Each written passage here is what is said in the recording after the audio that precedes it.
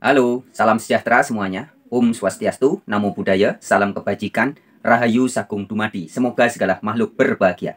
Assalamualaikum bagi Anda yang berbahasa Arab. Shalom Aleichem bagi yang berbahasa Ibrani. Teman-teman, jika di beberapa video terdahulu, saya sudah beberapa kali menyampaikan cuplikan pernyataan dari Ustadz Dr. Muhammad Nasih yang berani jujur berterus terang mengatakan bahwa umat Islam banyak yang tidak mengerti ajarannya sendiri. Demikian cuplikan videonya. Memang umat Islam ini banyak yang tidak mengerti ajarannya sendiri. Jadi kita tidak hanya menerima apa yang sudah ada di masa lalu, apalagi sering saya katakan bahwa kita ini sekarang umat Islam secara umum mengalami ketertinggalan di seluruh aspek kehidupan. Dan juga saya sajikan cuplikan video dari Buya Syakur Yasin yang tegas mengatakan bahwa orang-orang yang beragama merek Islam itu banyak yang terbelakang, suka bertengkar, goblok, tapi sering merasa paling hebat sendiri. Itu laula daf'allahi nasa. Kamu ini bodoh, kamu ini terbelakang, kamu ini tukang gulet. Ya, apa yang kau banggakan? Bertengkar, goblok, terbelakang. Kok merasa paling hebat sendiri? Gimana sih? Nggak paham-paham. Nah, kemudian menyikapi pernyataan dari Ustadz Muhammad Nasih dan juga dari Buya Syakur Yasin itu, rupanya ya banyak orang-orang yang mengaku-ngaku sebagai Kristen kemudian merasa senang. Ya, jadi istilahnya orang-orang ini bersenang-senang di atas kebodohan orang lain. Tapi teman-teman, di video kali ini ya, dengan segala hormat, saya akan lagi-lagi bloko suto ya, alias tanpa tedeng aling-aling ya, alias berterus terang mengatakan bahwa sesungguhnya dalam fenomena dunia kekristenan pun ya, jadi dalam dunia kekristenan pun ya, banyak banget loh orang yang ngaku-ngaku sebagai Kristen tapi sebenarnya tidak paham ajaran Kristen yang sebenarnya. Dan juga banyak yang sebenarnya goblok, bahkan tolol ya, tapi merasa paling benar dan yang lain dianggap salah, sesat, bidat, masuk neraka. Nah, siapakah mereka yang berani ngaku-ngaku sebagai Kristen tapi sesungguhnya ajarannya tidak sesuai dengan ajaran Kristen yang di Alkitab ya, tidak sesuai dengan ajaran Yesus yang asli, tidak sesuai dengan ajaran para nabi dan para rasul ya. Mereka itu adalah para guru-guru, pengajar-pengajar ya, pendeta-pendeta doktrin Tritunggal ya, pengajar-pengajar doktrin Trinitas atau Tritunggal yang sering menuduh orang yang lain sebagai barang siapa yang tidak percaya konsep Allah Tritunggal adalah sesat, bidat, masuk neraka. Nah, itulah mereka. Teman-teman, sejak sekitar tahun 2005, 2006, 2007 ya, saya sempat menerbitkan beberapa buku-buku ya yang sangat tegas menentang, menolak doktrin Trinitas atau doktrin Tritunggal ya. Sebagian penampakannya seperti ini ya. Ini buku ini cetak ulang berkali-kali. Ini juga ya, menjawab doktrin Tritunggal. Nah, di mana kemunculan buku ini sempat juga membuat dulu sekitar tahun 2005, 2006, 2007, 2008 ya, membuat kebakaran jenggot ya. Pak Bambang Nursena dan juga pendeta Esra Soru ya. Esra Soru itu dulu pernah memasukkan saya ke koran Timex ya, Timor Express, Jawa Post Group di NTT. Saya dimasukkan koran lebih dari 10 kali ya, dianggap sebagai sesat, bidat, ya, pengikut setan dan sebagainya. Itu sekilas info tentang perjalanan saya, secuil perjalanan saya ketika menentang doktrin Tritunggal sejak sekitaran tahun 2005 ya. Nah, lalu teman-teman, singkat cerita ya, sekitar tahun 2020 sampai awal 2023 kemarin ya, di channel Warta Kabar Baik ini, saya juga sudah membuat ratusan video ya, bukan puluhan tapi ratusan video-video yang tegas membongkar kekeliruan-kekeliruan doktrin Tritunggal. Buat Anda yang mungkin belum menyimak, bisa disimak video-video terdahulu ya. Saya membahas banyak ayat-ayat Alkitab yang sering dipakai oleh guru-guru pengajar Tritunggal untuk mengajarkan Tritunggal. Semua argumennya sudah saya patahkan di situ ya. Nah, tapi teman-teman, ada kabar baik juga yang baru-baru ini terjadi ya. Ini terkait kekeliruan fatal doktrin Tritunggal. Nah, yaitu ada kabar dari channel Layar Teologi atau channel YouTube miliknya Om Rudipan ya. Channel Layar Teologi atau Rudipan juga banyak membuat video-video belakangan ini ya. Belakangan ini di channel Layar Teologi banyak membuat video-video yang menentang keras para pengajar-pengajar Tritunggal. Nah, ya. Dan salah satunya adalah di video yang berisi tantangan terbuka. Wah, ini keren ini. Tantangan terbuka bagi semua pengajar Tritunggal di dunia. Nah, oke, tanpa banyak bacot, tanpa banyak cincong ya. Kita langsung aja teman-teman. Demikian cuplikan videonya. Saudara-saudara, jumpa kembali dengan saya, Rudi dari Layar Teologi. Judul live streaming yang singkat ini ya adalah kegilaan, kebrutalan dan kesadisan Tritunggal atau Trinitas, tantangan untuk semua penganut doktrin Tritunggal. Jadi ini sebuah tantangan ya saudara-saudara ya. Bagaimana saya melihat doktrin Allah Tritunggal itu dan juga kristologi ya. Yesus adalah Allah sejati dan manusia sejati. Ya, dua doktrin ini tuh dua doktrin yang sangat bermasalah. Karena doktrin ini ya itu justru menghalangi kita untuk mengikut Yesus dengan total. Nah, masalahnya adalah ya orang yang mempunyai pemahaman atau doktrin Allah Tritunggal itu melihat pemahaman itu sebagai satu-satunya cara melihat Allah yang benar. Jadi yang tidak memahami Allah sebagai Allah Trinitas itu dianggap sesat, ya, dianggap bidat, ya, dianggap sebagai orang yang ya boleh diekskomunikasi atau kalau di dalam zaman medsos ini boleh dibully dengan kata-kata yang penuh dengan kekerasan. Begitu saudara-saudara. Ya itu problem lagi dengan apa namanya kegilaan, kebrutalan dan kesadisan dari Trinitas ini. Nah saudara bisa mulai membayangkan ini. Saudara mulai bisa nggak menangkap ada satu problem serius loh. Ya, ada satu problem serius dari pemahaman atau doktrin Allah Tritunggal dan juga kristologi yang menyatakan Yesus adalah Allah sejati dan manusia sejati. Itu problem sekali. Saudara kalau lihat banner, bukan banner ya, ya gambar depan lah ya, gambar depan dari video ini, itu ada 4 nama yang saya sebut ya. Ada Stephen Tong, ada Bambang Nursena, ada Deki Ngadas, ya, ada Muriwali Yanto Matalu, ya. Itu hanya 4, ya. Nah, saudara perlu tahu bahwa penyebutan nama ini itu hanya terbatas hanya karena ya ruang gambarnya itu terbatas. Ya, kalau ruangnya gede ya saya tulis aja kecil-kecil, gede-gede gitu ya. Kayak kecil-kecil tapi banyak begitu. Kalau bisa 1000 nama gitu. Tapi ya orang siapa yang mau baca gitu ya.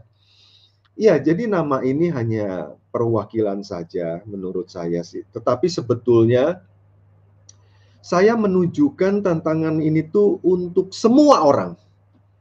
Ya, semua orang yang menganut paham Allah Tritunggal dan juga ya kristologi seperti yang tadi saya sampaikan. Ya, tapi saudara perlu tahu dulu tantangannya sekali lagi membuktikan adanya Allah Tritunggal dalam seluruh Alkitab, Perjanjian Lama dan Perjanjian Baru. Nah, itu tadi cuplikan videonya ya teman-teman. Sekali lagi bagi teman-teman yang mau menyimak video fullnya, silakan simak di channel Layar Teologi ya, Rudipan ya. Video aslinya itu berdurasi 27 menitan ya. Video itu cukup bagus teman-teman. Teman-teman harus lihat ya. Setelah menonton channel Warta Kabar Baik ini, kalau bisa mampir di channel Layar Teologi dan simak video yang berisi tantangan itu ya. Video itu cukup bagus ya teman-teman. Intinya yang saya tangkap ya, Om Rudipan menantang semua guru-guru pengajar Trinitas untuk membuktikan ajaran Trinitas berdasarkan Perjanjian Lama maupun Perjanjian Baru. Dan ada satu kesalahan fatal yang diungkap oleh Rudipan ya. Sebenarnya ini juga sering dari sejak belasan tahun yang lalu saya sampaikan ya. Tapi kembali diungkap oleh Rudipan melalui channel Layar Teologi itu. Kesalahan fatal yang dilakukan Trinitas atau doktrin Tritunggal adalah doktrin ini membuat orang, menghipnotis orang untuk tidak punya iman menjadi seperti Yesus. Nah, jadi ini kefatalan dan kejahatan doktrin Tritunggal. Membuat manusia jadi tidak punya iman untuk jadi seperti Yesus. Padahal inti dari Kristen, inti dari menjadi pengikut Kristus adalah jadi seperti Yesus. Berkarakter Kristus. Nah, orang-orang yang percaya atau yang sudah terlanjur yakin dengan doktrin Tritunggal, niscaya tidak akan pernah punya iman untuk bisa jadi seperti Kristus. Ini yang diungkap oleh Om Rudipan. Oke teman-teman, langsung aja deh simak di video aslinya ya, di channel Layar Teologi. Dan teman-teman, ada juga info yang ingin saya sampaikan pada kesempatan ini adalah ya, teman-teman, sebenarnya di Indonesia ini, sebenarnya loh ya, gereja-gereja, pendeta-pendeta yang tegas menolak Trinitas atau menolak doktrin Tritunggal itu sudah ada banyak teman-teman. Meskipun ya nampaknya sebagian besar yang menolak Trinitas itu tidak tampil atau tidak muncul di sosial media, baik di YouTube, di TikTok ya. Yang muncul hanya segelintir ya. Tapi sebenarnya yang tidak muncul, yang menolak Trinitas itu ada banyak teman-teman. Ya ada pastor Katolik, ya ada pendeta-pendeta lain ya.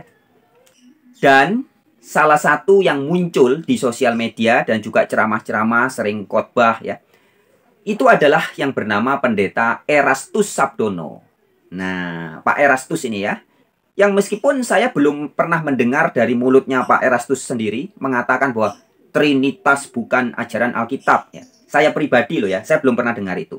Tapi teman-teman, dari pengajaran-pengajarannya yang disampaikan oleh Pak Erastus Sabdono ini, jelas sekali bahwa Pendeta Erastus Sabdono ini menyatakan bahwa Yesus Kristus bukan Allah yang Maha Kuasa, atau Yesus Kristus bukan Allah Yahweh yang menjelma menjadi manusia.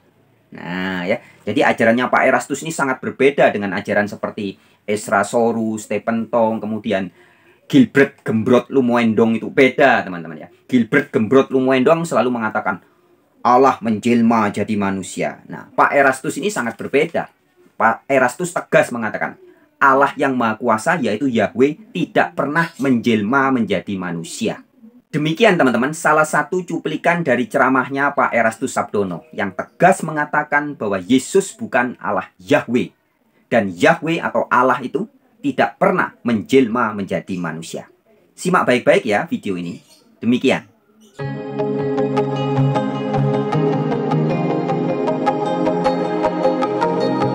Dari evaluasi yang saya lakukan, ternyata memang tidak sedikit mereka yang masih bingung, walaupun saya sudah menyampaikannya termasuk lambat ya, tidak kecepatannya tidak tinggi, tapi masih saja bingung, saudara.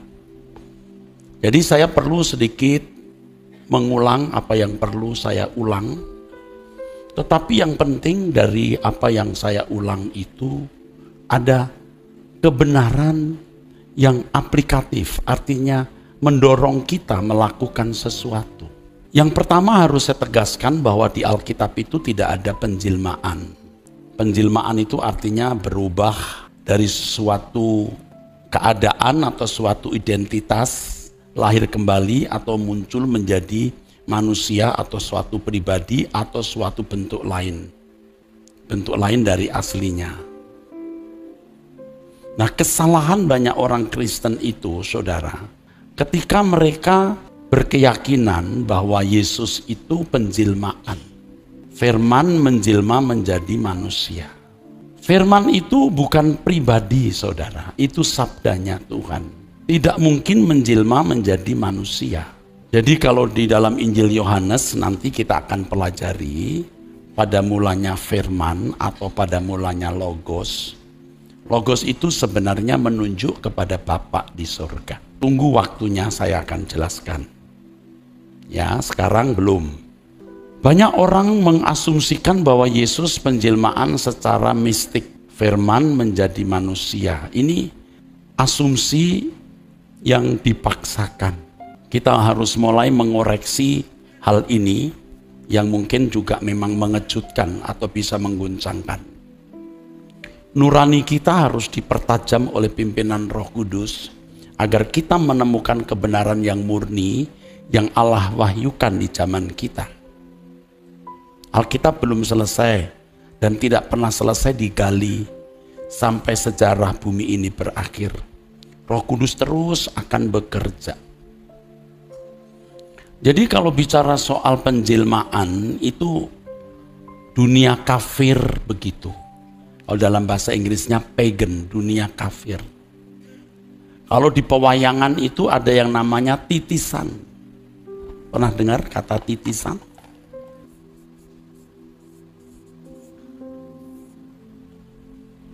Kalau orang percaya ada inkarnasi,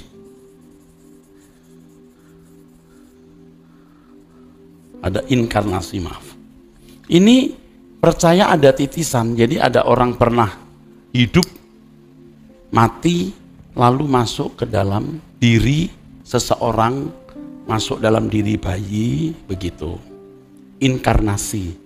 Makanya di masyarakat kita tahu ada orang-orang yang dipuja karena dianggap, diyakini itu inkarnasi. Nah, penjelmaan seperti ini di Alkitab tidak pernah ada, di Perjanjian Lama tidak pernah ada, di tradisi Yahudi tidak pernah ada.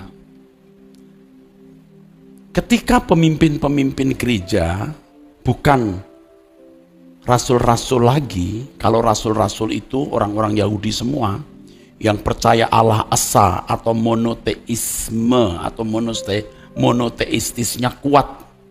Oh, mereka tidak terbawa oleh pola pemikiran kafir. Tetapi ketika pemimpin-pemimpin ini bukan orang Yahudi, ditambah lagi desakan campur tangan penguasa Roma yang kafir, maka dilahirkan doktrin yang tidak senafas Alkitab. Hal ini terjadi pada konsili atau pertemuan pendeta-pendeta tahun 325 yang diprakarsai oleh Kaisar Konstantin yang waktu itu dia belum dibaptis. Bahkan menurut catatan masih berstatus imam dari agama kafir di Roma. Memprakarsai pertemuan para pemimpin gereja. Sebab Kaisar ini melihat makin kuat pengaruh Kristen. Dan tentara-tentaranya pun juga sebagian masuk Kristen. Tetapi sementara itu terjadi perdebatan-perdebatan. Nah, secara politis itu membahayakan bagi negara. Maka Kaisar mencoba mencari titik temu. Diputuskanlah di konsili itu. Mereka percaya bahwa Yesus itu penjelmaan dari Logos, dari firman. Dan itu terbangun sampai hari ini, saudara. Padahal kalau kita melihat Injil Matius, Markus, Lukas, tidak ada unsur penjelmaan ini, tidak ada. Yang ada Injil Yohanes. Itu pun bukan penjelmaan maksud saya. Yang ada unsur yang bisa dianggap penjelmaan, itu Injil Yohanes. Padahal maksud Injil Yohanes, saudara-saudara, itu bukan mau menjelaskan firman Allah menjelma jadi manusia, bukan begitu. Injil Yohanes mau menunjukkan bahwa yang bernilai tinggi itu bukan filsafat Yunani, tapi firman. Begitu, saudara. Nah, puji Tuhan seperti yang saya singgung bahwa di dalam Injil Yohanes pasal 1 itu disinggung atau muncul nama Yohanes Pembaptis. Yohanes. Jadi ketika bicara mengenai logos atau firman itu diselipkan. Datanglah seorang yang diutus Allah namanya Yohanes. Ia datang sebagai saksi untuk memberi kesaksian tentang terang itu supaya oleh Yohanes semua orang menjadi percaya. Menarik. Dan ternyata ada agenda Tuhan yang hebat di balik itu. Yohanes diutus oleh Allah untuk menjadi saksi tentang terang. Nah, pertanyaannya siapa terang itu? Biasanya kita langsung berkata Yesus. itu juga tidak tepat betul. Bukan berarti salah, nanti dulu, tidak tepat betul. Bukan salah, tapi tidak tepat betul. Kok bisa? Ya, Yohanes pasal 1 ayat 6 dan 7, datanglah seorang yang diutus Allah namanya Yohanes. Ya. Ia datang sebagai saksi untuk memberi kesaksian tentang terang itu, supaya oleh dia semua orang menjadi percaya. Lihat saya semua. Yohanes diutus Allah untuk menjadi saksi tentang terang. Yesus itulah terang dunia. Biasanya asumsi kita begitu. Apa itu benar? Tidak tepat, tapi tidak salah. Maksudnya apa? Firman Tuhan, Mazmur 27 ayat 1. Tuhan adalah terangku dan keselamatanku.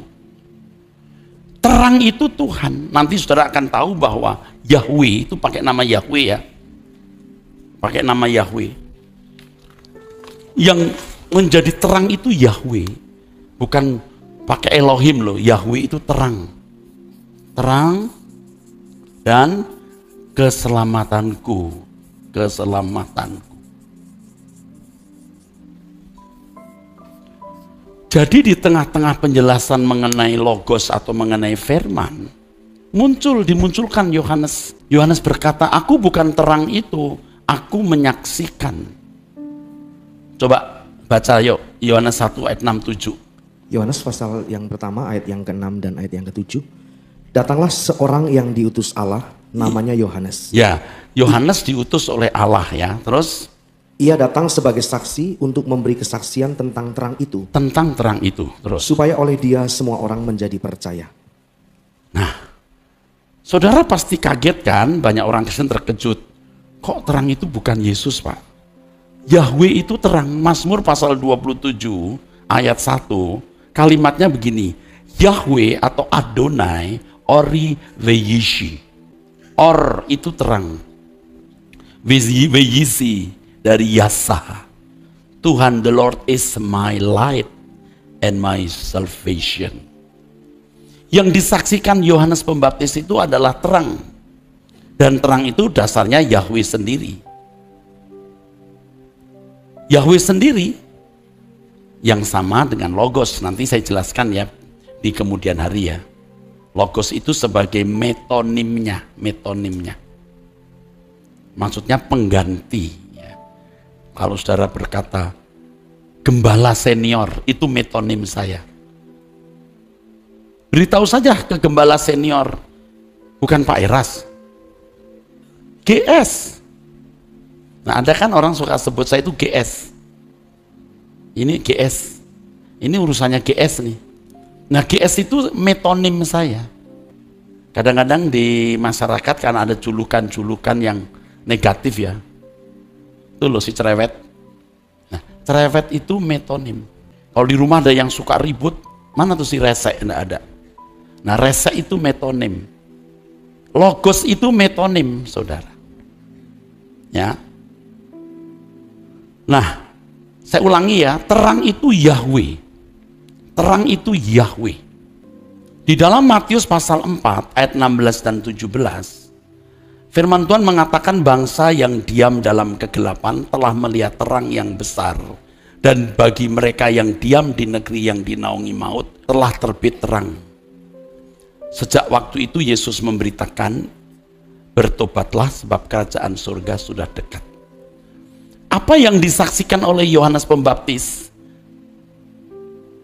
Dia menyaksikan terang, terang itu Yahweh. Tetapi dilakukan oleh Yesus. Yang juga telah dinubuatkan dalam Yesaya pasal 9 ayat 2. Coba dibaca. Yesaya pasal 9 ayat yang kedua. Bangsa yang berjalan di dalam kegelapan telah melihat terang yang besar.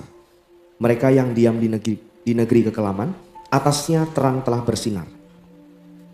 Saudara tahu terang itu Allah. Yahweh, Allah pencipta langit dan bumi itu terang. Dia juga juru selamat. Dia juga gembala. Mazmur 23, ia berkata, aku gembala. Tetapi di dalam menyelenggarakan penggembalaan, dalam melaksanakan penyelamatan, Yesus yang melakukan. Nangkep nggak? Halo? Supaya saudara tahu. Itulah sebabnya Yesus berkali-kali berkata bahwa Bapa diam di dalam aku. Dia yang mengerjakan pekerjaannya. Loh, kok bisa nggak ngerti loh saudara? Tadi bangsa yang berjalan di dalam kegelapan telah melihat terang yang besar. Itu Yesaya pasal 9 ya, ayat 2 ya. Coba ayat yang ke-6 dan 7. Soal Mesias, baca. Yesaya pasal 9 ayat 6 dan ayat yang ke-7. Ya. Sebab seorang anak telah lahir untuk kita, seorang putra telah diberikan untuk kita. Lambang pemerintahan ada di atas bahunya, dan namanya disebutkan orang, Penasehat Ajaib, Allah yang perkasa, Bapa yang kekal, Raja Damai. Besar kekuasaannya, dan damai sejahtera tidak akan berkesudahan di atas tahta Daud dan di dalam kerajaannya. Ya, terang yang sesungguhnya itu Yahweh. Mazmur 23, dia juga adalah gembala yang baik. Gembala yang baik. Ini siapa? Yahweh. YHWH. Atau dipanggil Adonai, Allah Israel. Ya. Yod, He, Wo, He, hurufnya begini. Nah, pekerjaan Bapa ini dilakukan oleh Yesus. Yahwehlah terang, Yahwehlah keselamatan, juru selamat, Yahweh gembala yang baik. Dan di dalam melaksanakan itu, Yesus yang melaksanakan.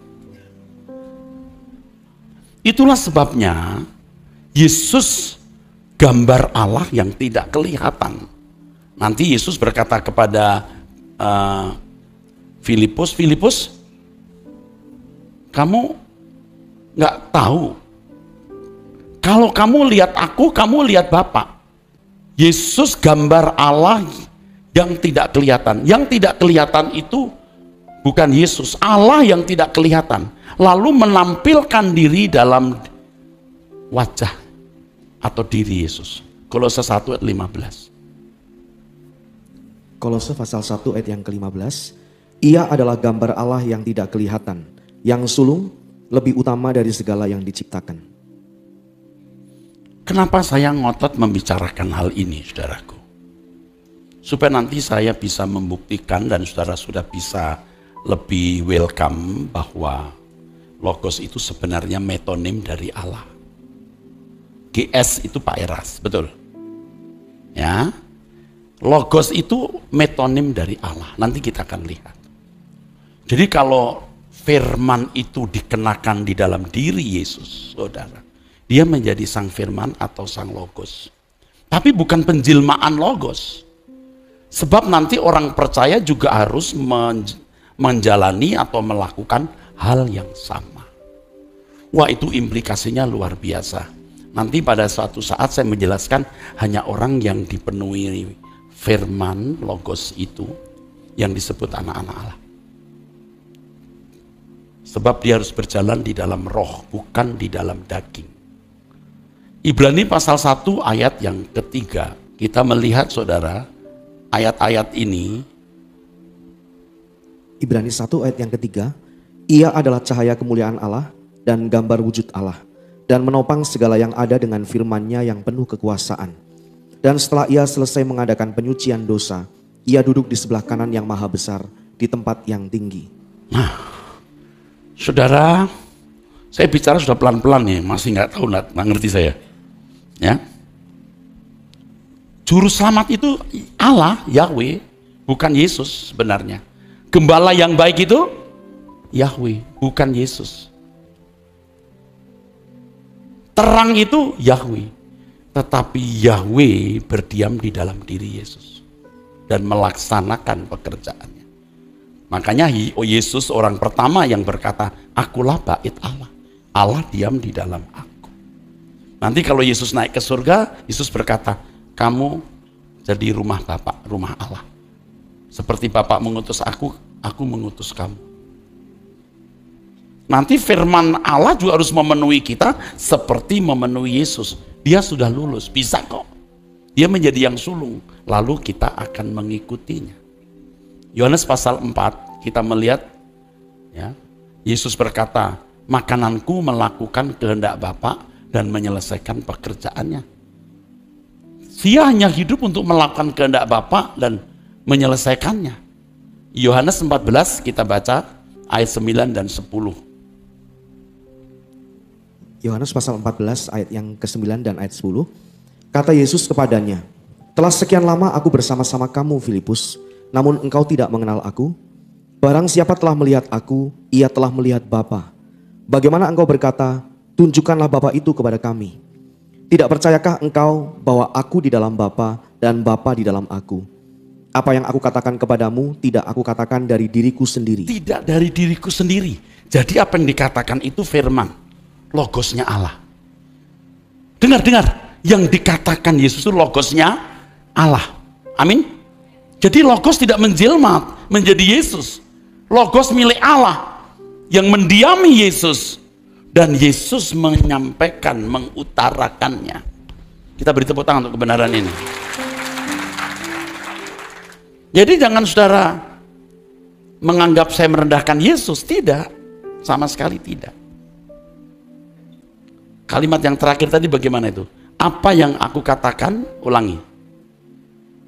Apa yang aku katakan kepadamu, tidak aku katakan dari diriku sendiri. Iya. Tetapi Bapa yang diam di dalam aku. Iya. Dialah yang melakukan pekerjaan. Iya, karena dia bukan jelmaannya logos. Logos itu milik Allah, tidak terpisah dari Allah. Supaya kita juga bisa nantinya melakukan apa yang Yesus lakukan. Dipenuhi logos. Makanya Yesus berkata kepada murid-muridnya, kalau kamu dibawa ke penguasa-penguasa, kamu jangan takut mau ngomong apa. Roh Bapakmu akan mengucapkan, akan memberi perkataan. Nah, begitulah cuplikan video dari ceramahnya Pendeta Erastus Sabdono ya. Teman-teman yang mau menyimak video yang aslinya itu panjang teman-teman, 1 jam lebih ya. Silakan simak langsung di channelnya Pak Erastus ya. Truth ya. Channel Truth ID itu ya. Silakan disimak di situ. Tapi teman-teman izinkan juga pada kesempatan ini saya menanggapi sedikit ya, bahwa inti yang penting atau pesan yang ingin saya sampaikan juga bahwa Pendeta Erastus Sabdono memiliki pemahaman yang sama persis dengan saya, bahwa memahami Yesus itu sebagai perantara. Jadi tokoh utamanya itu Allah Bapa, Allah Yahweh, yang menebus, yang menyelamatkan, yang menciptakan, ya, yang menjadi juru selamat, semua itu Allah Yahweh. Tetapi dalam berkarya, Yahweh tidak turun sendiri, tidak menjelma jadi manusia. Tapi Yahweh melalui perantara atau melalui utusannya untuk menjangkau manusia. Penjelasan bahwa Yesus adalah pengantara antara Allah kepada manusia. Demikian videonya. Selamat menyimak teman-teman. Dikatakan bahwa Yesus adalah juru selamat, sehingga dia bergelar Kristus. Bahasa Arabnya Al-Masih. Tapi ada ayat juga yang mengatakan bahwa Allah, yaitu Yahweh atau Allah yang Maha Kuasa, adalah juru selamat. Loh, ada 2 juru selamat. Yesus juru selamat. Allah Bapa atau Yahweh juru selamat. Apakah berarti Yesus adalah Yahweh? Oh, bukan. Ya. Di dalam Alkitab ayatnya jelas dikatakan. Dalam surat Yudas ayat 25 dikatakan, Allah yang satu atau Allah yang esa, juru selamat kita. Oleh atau melalui Yesus Kristus Tuhan kita. Nah, jadi ada unsur perantaraan. Allah menjadi juru selamat, bukan dia datang sendiri, menjelma jadi manusia, bukan. Tetapi melalui utusannya, yaitu Yesus Kristus. Ya, jadi Allah yang esa, juru selamat kita, melalui Yesus Kristus, Tuhan kita. Yudas 1 ayat 25. Iya, teman-teman ya. Jadi ketika dikatakan dalam Alkitab, Yesus Kristus adalah juru selamat. Kemudian ada ayat yang lain mengatakan, Allah Bapa, yaitu Yahweh, adalah juru selamat. Jangan kemudian diartikan bahwa, oh berarti Yesus adalah Allah Bapa itu sendiri. Yesus adalah Yahweh itu sendiri. Yahweh ketika menyelamatkan manusia, dia menjelma menjadi manusia. Dan namanya Yesus. Bukan begitu. Teman-teman, dalam dunia hukum atau dunia pemerintahan, kita tentu paham yang namanya ada orang yang bertindak untuk dan atas nama. Orang yang bertindak untuk dan atas nama. Misal, contoh, ya, duta atau utusan dari presiden, utusan negara atau duta. Ya. Seorang duta, dia datang ke negara lain sebagai bertindak untuk dan atas nama presiden dari negara yang mengutusnya. Dan jelas bukan berarti si duta itu adalah si presiden itu sendiri. Bukan. Nah, begitupun ketika Yesus datang atas nama Yahweh atau atas nama Allah Bapa. Itu artinya Yesus datang bertindak atas nama Allah dan untuk pekerjaan-pekerjaan Allah. Jadi dalam hal ini Yesus jelas adalah perantara. Yesus bukan tokoh utama. Ini ayat Alkitabnya ada banyak. Misalkan Anda bisa buka di dalam surat 1 Timotius 2 ayat 5. Jelas ya. 1 Timotius 2 ayat 5. Allah itu Esa. Dan Esa juga. Ya, Allah itu Esa artinya Allah itu satu. Dan satu juga pengantara antara Allah dengan manusia. Jadi tokoh utamanya ini Allah. Yesus ini perantara. Dan manusia adalah yang diperantarai oleh Yesus. Supaya manusia bisa terhubung dengan Allah, maka ada Yesus yang menjadi perantara. 1 Timotius 2 ayat 5. Lagi tambahan ayatnya. Ibrani pasal 1 ayat 2. Baca baik-baik ya. Setelah pada zaman dahulu, Allah berulang kali dan dalam berbagai cara berbicara kepada nenek moyang kita dengan perantaraan nabi-nabi. Jadi zaman dulu Allah berbicara kepada manusia dengan perantaraan nabi-nabi. Ayat 2. Maka pada zaman akhir ini ia telah berbicara kepada kita dengan perantaraan anaknya. Nah, ini menunjuk kepada Yesus ya. Jadi jelas Ibrani 1 ayat 2 menegaskan bahwa Yesus ini perantara. Tokoh utamanya Allah. Yesus datang sebagai perantara bagi Allah dan manusia. Sama ya tadi dengan 1 Timotius 2 ayat 5. Tambahan lagi. Kisah para Rasul pasal 2 ayat 22. Perhatikan baik-baik. Hai orang-orang Israel, dengarlah perkataan ini. Yang aku maksudkan ialah Yesus dari Nazaret. Seorang yang telah ditentukan Allah. Dan yang dinyatakan kepadamu dengan kekuatan-kekuatan dan mujizat-mujizat dan tanda-tanda yang dilakukan oleh Allah dengan perantaraan Dia di tengah-tengah kamu. Ya. Jadi Allah melakukan tanda-tanda dan mujizat-mujizat. Bukan Dia datang sendiri menjelma jadi manusia. Tidak. Tapi Allah melakukan pekerjaan-pekerjaan tanda-tanda dan mujizat-mujizat dengan perantaraan Yesus. Jadi Yesus itu perantara. Sumber kuasanya semua dari Allah. Yesus menjadi perantara. Tambahan ayat. Yohanes pasal 3 ayat 16 dan 17. Dan Anda buka juga surat Roma pasal 8 ayat 3. Di dalam rangkaian ayat ini jelas dikatakan. Allah yang maha kuasa yaitu Yahweh atau Allah Bapa melakukan penyelamatan kepada dunia dengan jalan mengutus Yesus. Jadi Yesus itu perantaraan bagi Allah dalam rangka menyelamatkan manusia. Mengutus Yesus. Yohanes 3 ayat 16-17 ini jelas. Karena begitu besar kasih Allah akan dunia, maka ia mengaruniakan putranya. Ayat 17. Allah mengutus anaknya. Tidak dikatakan Allah menjelma menjadi manusia. Tidak. Roma 8 ayat 3 juga. Allah melakukan penyelamatan melalui dengan jalan mengutus Yesus. Jadi jelas teman-teman, Yesus ini adalah perantara. Tetapi perantara ini sering disalahpahami oleh banyak pendeta-pendeta dan gereja-gereja. Ya, tokoh utamanya adalah Allah, sedangkan Yesus adalah perantara. Tapi oleh banyak gereja-gereja disangka atau disalahpahami, Yesus adalah Allah yang maha kuasa itu sendiri. Ini kesalahannya. Tambahan lagi satu ayat ya. Kitab Mika pasal 5 ayat 1-3. Teman-teman nanti baca sendiri ya. Itu jelas dikatakan. Seseorang yang lahir di Bethlehem Efrata. Ini jelas menunjuk kepada Yesus. Ayat 1 ya. Mika 5 ayat 1. Dan di ayat 3 dikatakan. Orang itu apa? Datang atas nama YHWH. Yahweh ya. Yesus itu datang atas nama Yahweh. Siapa Yahweh? Allahnya. Nah, ini ayat ini jarang dibahas sama pendeta-pendeta gereja-gereja, pastor-pastor ya. Mika 5 ayat 3. Yesus itu datang atas nama Yahweh, Allahnya Yesus. Bukan Yesus adalah Yahweh, bukan. Nah, ya. Jadi ini unsur perantaraan itu seperti itu, teman-teman. Contoh ilustrasi yang lebih sederhana, teman-teman. Kita bisa bilang bahwa kita ini adalah bikinan Bapak Ibu kita. Tapi kita juga bisa berkata bahwa kita adalah ciptaan Allah. Loh, yang benar yang mana? Kita ini bikinan Bapak Ibu kita atau ciptaan Allah? Sama benarnya. Allah yang Maha Kuasa menjadikan kita melalui perantaraan leluhur-leluhur kita. Kakek buyut sampai bapak ibu kita. Kemudian jadilah kita. Contoh lagi. Jika dikatakan misalkan, bandara di Papua sekarang bagus.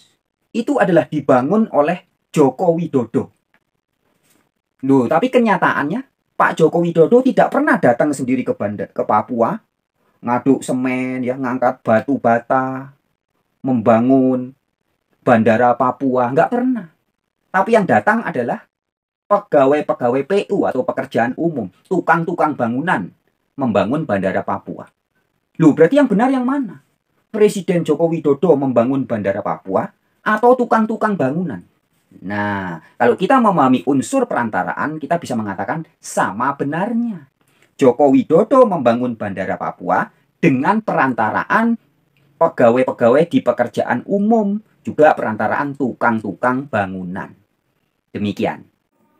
Oke teman-teman, sekian dulu video kali ini ya. Silakan bagikan kepada siapapun yang Anda anggap memerlukannya. Oke. Alaihim shalom. Waalaikumsalam. Rahayu Sagung Dumadi. Semoga segala makhluk berbahagia. Santi Santi Santi. Namo Buddhaya. Salam sejahtera, salam kebajikan. Semangat.